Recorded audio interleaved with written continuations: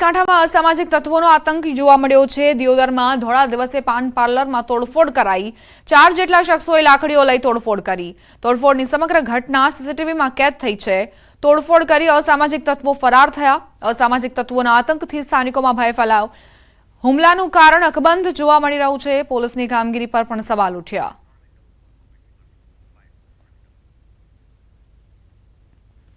તોફાની તત્વોનો આતંક રાજ્યમાં કઈ રીતે વધી રહ્યો છે આ ત્રણ દ્રશ્યો તેનો પુરાવો આપી રહ્યા છે। સુરતમાં પાર્કિંગ મામલે કઈ રીતે બબાલ થઈ અને ધાક ધમકી સ્થાનિકોને આપવામાં આવી।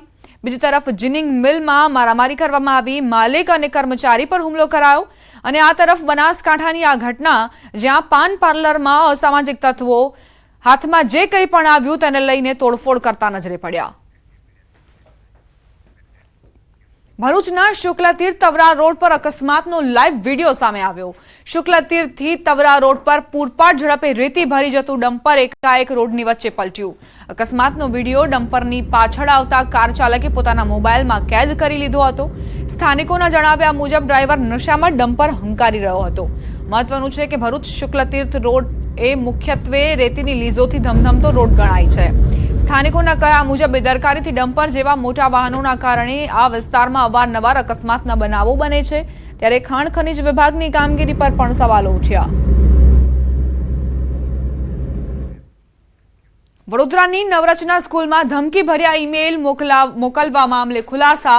એનઆઈએના મોસ્ટ વોન્ટેડ મોપલ્લા લક્ષ્મણના ઈમેલ પરથી તમિલનાડુના ડીજીપીના પુત્રીના નામે ધમકી આપ્યાનો ખુલાસો।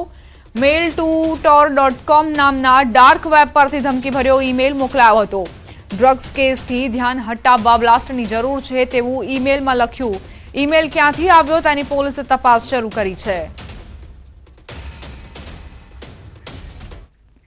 સાબરકાંઠાના ખેડબ્રહ્મા શહેરમાં સતત બીજા દિવસે ગ્રાહકોના ખાતામાંથી એકાએક પૈસા ઉપડી ગયા। ખેડબ્રહ્મા શહેરમાં સેવિંગ ખાતામાંથી જાણ બહાર 5,000 રૂપિયા ઉપડી જતા ખળભળાટ મચ્યો। બંને ખાતાધારકના મોબાઈલમાં ડેબિટનો મેસેજ આવતા ગ્રાહકોએ બેંકમાં તપાસ કરી। ખાતાધારકોએ બેંકમાં તપાસ કરતા જાણવા મળ્યું કે ખાતામાંથી અચાનક જ પૈસા ઉપડી ગયા હતા। ઓટીપી કે એપ્લિકેશન ડાઉનલોડ કે ઓનલાઈન સાઇટના ઉપયોગ વિના જ ખાતામાંથી પૈસા ઉપડી જતા ગ્રાહકોમાં ચિંતા વ્યાપી। 12 કલાકમાં ખેડબ્રહ્મામાં 2 ગ્રાહકોના ખાતામાંથી પૈસા ઉપડી જતા ગ્રાહકોમાં ફફડાટ ફેલાયો।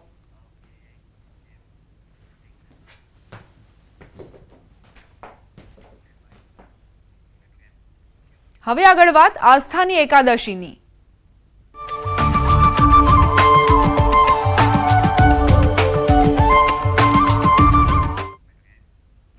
મંદિરમાં સામાન્ય રીતે દૂધ, પુષ્પ, મધ જેવી ચીજ વસ્તુઓ ભક્તો દ્વારા ચડાવવામાં આવે છે, પરંતુ ક્યાંય તમે એવું જોયું છે જ્યાં ભગવાનને જીવતા કરચલા ચડાવવામાં આવતા હોય? જી હા, સુરતના ઉમરા વિસ્તારમાં આવેલા રામનાથ ઘેલા મંદિરમાં દર વર્ષે પોષી એકાદશીએ ભક્તો માન્યતા પ્રમાણે ભગવાનના શિવલિંગ પર જીવિત કરચલા ચડાવે છે, જેની પાછળનું કારણ કાનનો થતો રોગ છે। ત્યારે ચાલુ વર્ષે પણ પોષી પોતાની માનતા પૂરી થતા પોષી એકાદશીએ ભક્તોએ વર્ષો જૂના રામનાથ ઘેલા મંદિરમાં પહોંચી ભગવાન શિવને જીવતા કરચલા ચડાવ્યા। यहाँ पे करचला की मानता चढ़ाने के लिए आए हैं। ये दिन महीने का यही दिन होता है जहाँ पर ये करचला और महादेव को चढ़ते हैं और इस मंदिर का बहुत बड़ा महिमा है, इसलिए लोग दूर दूर से बाहर मनोकामना पूरी करने के लिए आते हैं। बहुत ज़्यादा महत्वपूर्ण होता है ये दिन। हिसाबे अमे लोग अहीं आव्या हता के भाई चलो महिमा सूरत में है तो हवे पहली बार मैं 40 वर्ष नथी आव तार पछी पहली बार हूँ अहीं गाड़ी आव्यो छुं।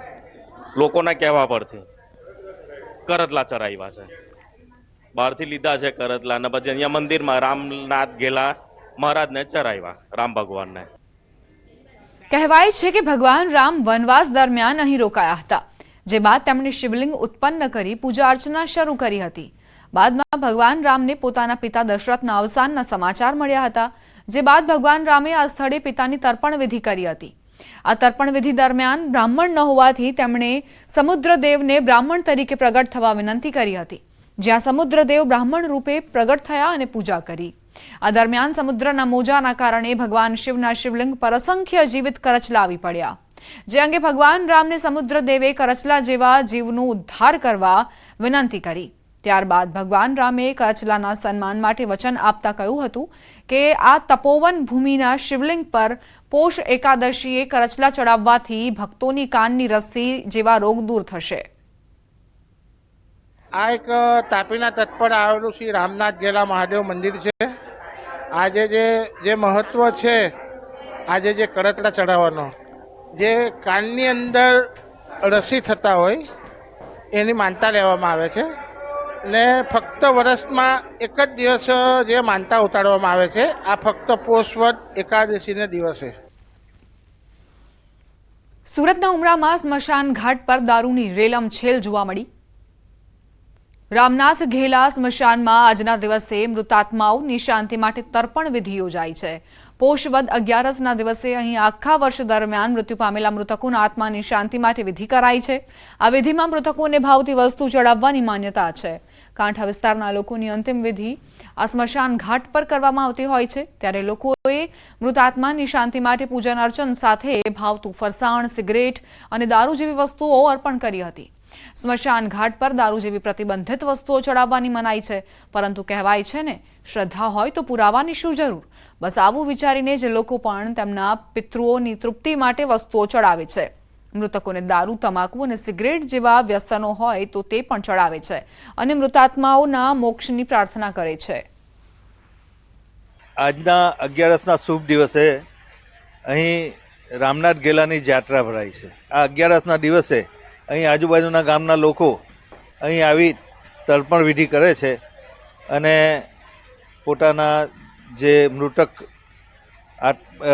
સગા સંબંધીઓને શાંતિ મળે એના માટે પ્રાર્થના કરે છે.